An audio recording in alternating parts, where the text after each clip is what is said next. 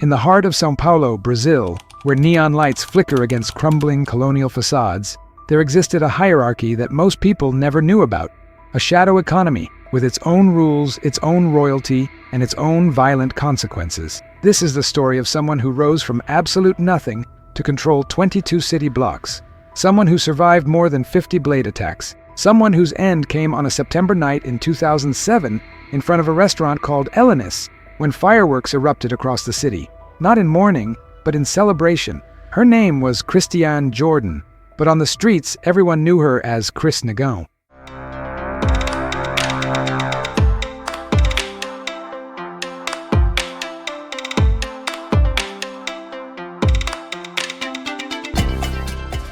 The year was 1960. In the Bela Vista neighborhood of São Paulo, at the Portuguese Beneficence Hospital, a child was born and given the name Marcos. The father, Silvio, ran a small mechanical shop. The mother, Lourdes, worked as a public servant. They were a middle-class family living in the center of what would become South America's largest city. From the outside, it looked like an ordinary life, but inside that home, tensions were building. Marcos had an older brother whose name has been lost to time, but whose presence was felt every single day. As Marcos grew, certain behaviors began to emerge. Mannerisms, preferences, ways of being that didn't align with what the family expected.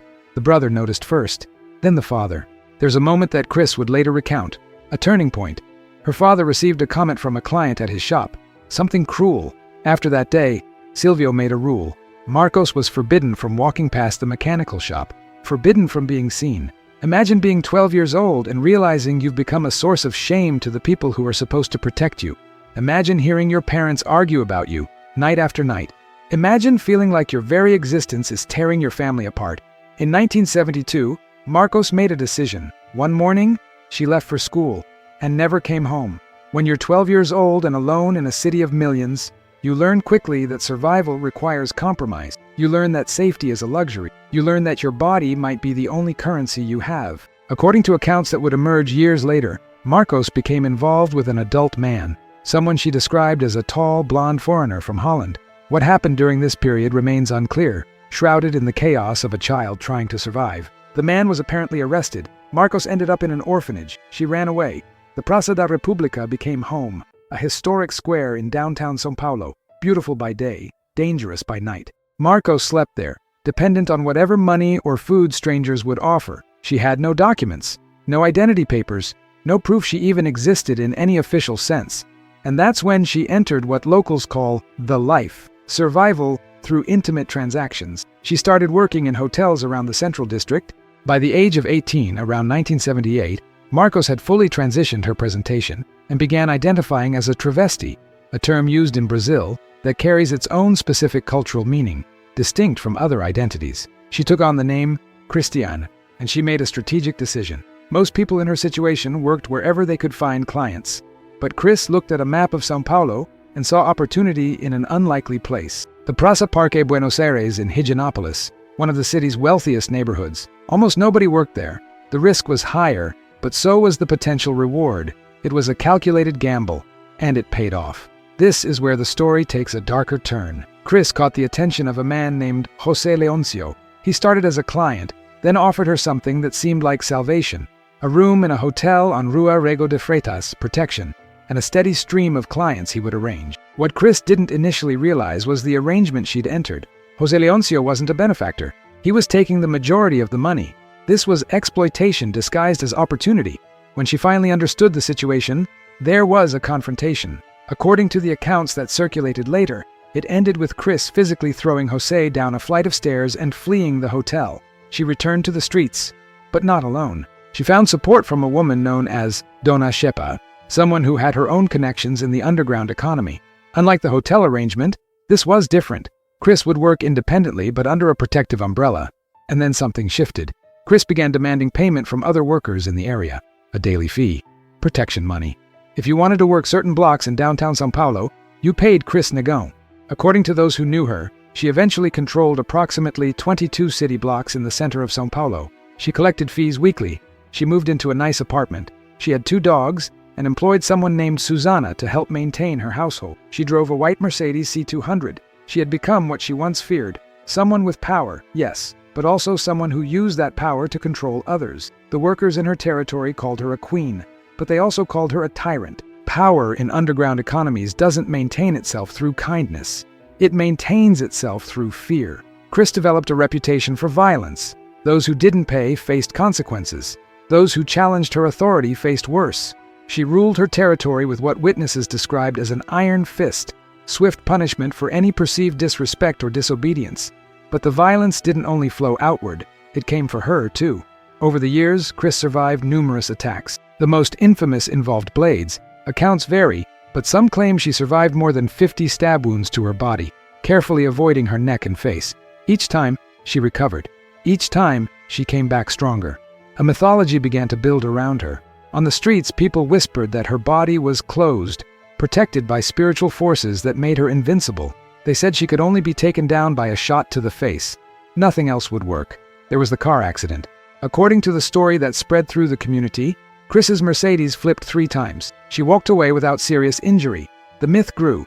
But myths have a way of creating their own reality. When people believe you're invincible, when they start to fear you as something more than human, that fear can either protect you or paint the largest possible target on your back. Cris had entered another business, the distribution of illicit substances to workers in her territory. This expansion brought new revenue, but also new enemies, new complications, new risks. The empire she'd built was starting to crack. Let's talk about the night it ended. It was approaching midnight on September 6th, moving into September 7th, Brazil's Independence Day. Cris was on the corner of Rua Rego de Freitas and Rua Major Sertorio, right in front of a restaurant called El Anís, the same street where, years earlier, she'd worked in José Leonció's hotel. She was there to collect. One of the workers hadn't paid, and Cris had come to handle it personally. According to witnesses, there was an argument, voices raised, the kind of dispute that happened regularly in that world, a power struggle playing out in public. Then a man approached from behind. What happened next lasted seconds but changed everything. The man fired. Some accounts say 6 shots to the chest, others say different numbers, but everyone agrees on what came next. He fired directly into her face. Cris fell. The myth of invincibility died with her on that sidewalk. The shooter ran. He was never identified, never caught. To this day, nobody knows for certain who pulled the trigger or who gave the order, if anyone did. But here's what we do know. When word spread that Cris Negão was dead, fireworks lit up the São Paulo sky. Not in tribute, in celebration. The workers she'd controlled, the people she'd collected from, the ones who'd lived under her rule for years. They celebrated in the streets. After Cris's death, people came to her apartment, not to mourn, to take. Everything of value was removed within days. The nice furniture, the electronics, whatever remained of the wealth she'd accumulated, gone. Her 2 dogs ended up with someone named Nana, a spiritual leader in the community. That's one of the few acts of care in this entire story. Cris's family, her mother lords, who might still have been alive, her relatives, they never came forward. There was no public funeral that anyone attended, no family member demanding justice. The woman who'd been born Marcos, who'd fled at 12, who'd built an empire and ruled the night, left this world with almost no official acknowledgement that she'd ever existed. The case remains unsolved, officially at least. On the streets, there are theories. Revenge from someone she'd wronged, a power play by someone wanting to take over her territory, a personal vendetta, a business dispute gone fatal. But without an investigation, without arrests, without anyone willing to speak on the record, the truth stays buried with her. The story of Cris Negão raises uncomfortable questions about survival in societies that push certain people to the absolute margins, about what happens when there's no legal protection, no legitimate economy to participate in, no safety net, about how victimhood and perpetration can exist in the same person at the same time. Cris started as a child who felt so unwanted that death seemed preferable to going home. She survived on streets that devoured people like her. She fought her way to a position of relative safety and power. And then she used that power to do unto others what had been done unto her. Exploitation, control, violence. This isn't a story with heroes. It's a story about a system that creates impossible choices and then punishes people for making them. The streets of downtown São Paulo are different now. The era of the so-called queens of the night has largely ended, replaced by different power structures, different economies. But the fundamental questions remain. What happens to people who society decides don't deserve protection? What happens when survival requires becoming the very thing you feared?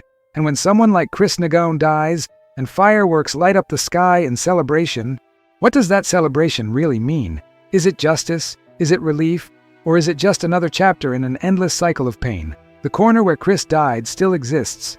The restaurant Elenice is still there. Life in São Paulo continues, indifferent to the violence that happens on its streets, indifferent to the stories that never make the news. But for 18 years, from 1972 to 2007, a child who fled home at 12 became a legend. Feared, hated, and according to some twisted logic of the streets, respected. Her story doesn't have a moral. It just has an ending. And on September 7, 2007, that ending came with 6 shots to the chest and a bullet to the face. The only way, according to the myth, that Cris Negão could ever die. The Queen of the Night was finally mortal after all.